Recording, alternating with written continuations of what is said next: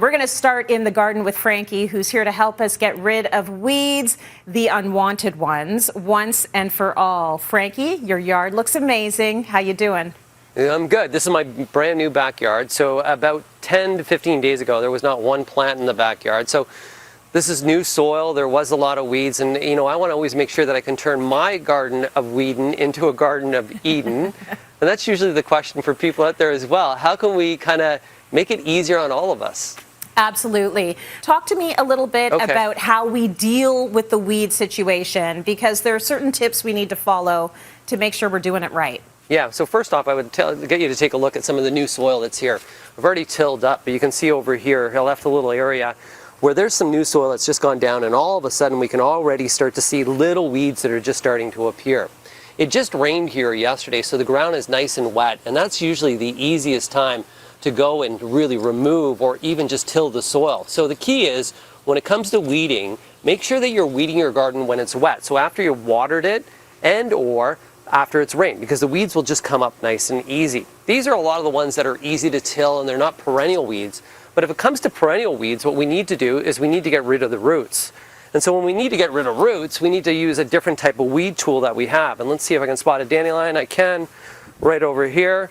With dandelions, they're a perennial weed. So you're going to go in, you just shove it in, spin, and we get the entire root just like that. If I didn't get the root on this dandelion, it would break off and it would regrow. And then as well, mulch is your friend. So I got some bags of mulch that are here. I'm just going to discard this. Boom. It's key, by the way.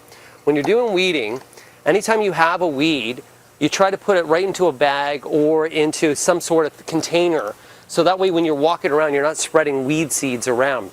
And then I said about mulch. So mulch is something that's so important, because mulch is something that's going to really shade out the weed seeds. Because what happens is, if a weed seed makes contact to ground like this, exposed ground, it's going to germinate. So by putting mulch on top of it, and we want to put at least 3 inches, we might want to put a nice thick layer of mulch that's there, that's going to shade out weed seeds. But the other benefit of mulch is it actually reduces the amount of moisture that I have to use, the amount of watering that I have to do, reduces weeding, and with that at the same time will break down over time, and then will break down into the soil and benefit the soil overall.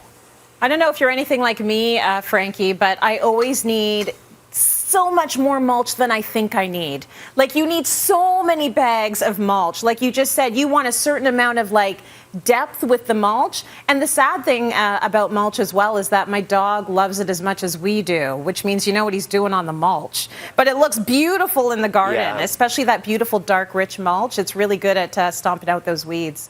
And you have to add to the mulch every once in a while, every other year, because it will break down. So it's not a one-time thing. So it's something that's always constant. It's a good investment. So in terms of a cubic yard, 21 bags of mulch equal a cubic yard. Ooh. So if you have a bigger space, that's when you may be wanting to purchase bulk mulch. Yeah. So you can do some savings that's there.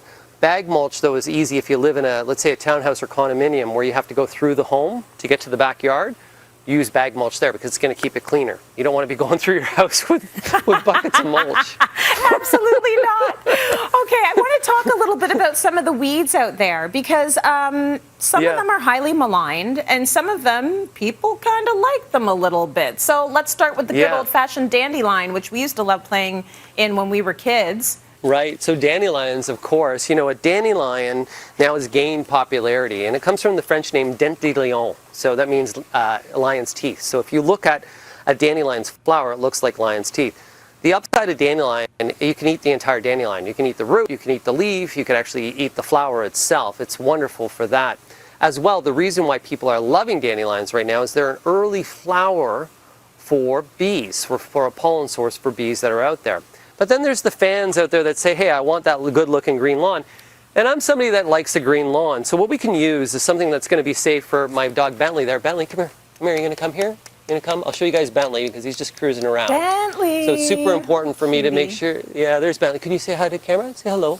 There you go, little man. Oh, there you are. There you are. What a sweetie. So you want to make sure that you're using a product that's going to be safe for him, but get rid of things like dandelions. So this is a Weed Be Gone, and this has chelated iron. This chelated iron is basically exactly that. It's iron. So what you're going to do is spray it on the dandelion. You can see that's here. And that's going to rot out that dandelion, not harmful to my dog whatsoever. Another thing about dandelions is try to remove them before they go to flower and or seed. That's kind of key. But if you like dandelions, you just tell people I'm doing it for the bees and you can be on trend. That's right. They can't get mad at you for that. How about crabgrass? So crabgrass is an annual weed that germinates by seed. And so there's a look at some crabgrass that's right here. So crabgrass is something that's a little bit difficult to control because you have to get it while it's at a seed stage in early spring. So you use something like a pre-emergent that's almost like a corn gluten, like a weed preventer that will coat the weed seeds. However, when you're treating for crabgrass, you can't then put grass seed down because it'll actually coat the grass seed as well. So crabgrass, really important. If you're hand removing it at this time of the year, you go and pull it out, put it into a bag or something. It has the capacity of having 20 to 30,000 seeds on one weed. Whoa. So you could spread it out all over the place. How about lamb's quarters? What does that look like and how do we deal with it? Okay, so I got a little baby lamb's quarters that's right over here. Actually, you usually see lamb's quarters in a really good soil, and that's a little look at a baby lamb's quarters. Lamb's quarters is actually another edible plant. It's quite nice. You can saute it. Has a little bit of nutritional benefit for you. It's something that grows in good soils, easily pulled, and you can see how that just came up the root and everything. It's one by seed.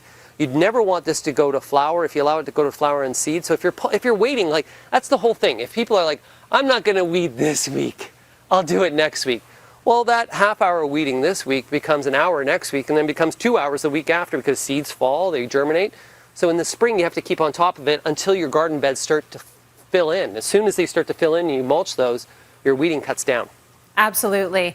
Listen, we can talk about weeds all day, but I know I'm going to be chatting with you a lot during the summer months about gardening and how to stay on top of them. So, Frankie, thank you so much. I really do applaud you from taking that backyard with nothing in it and giving that amazing transformation. It looks phenomenal. Great job and great tips. It's getting there. I'm making it home. Thank you. Yeah, very nice.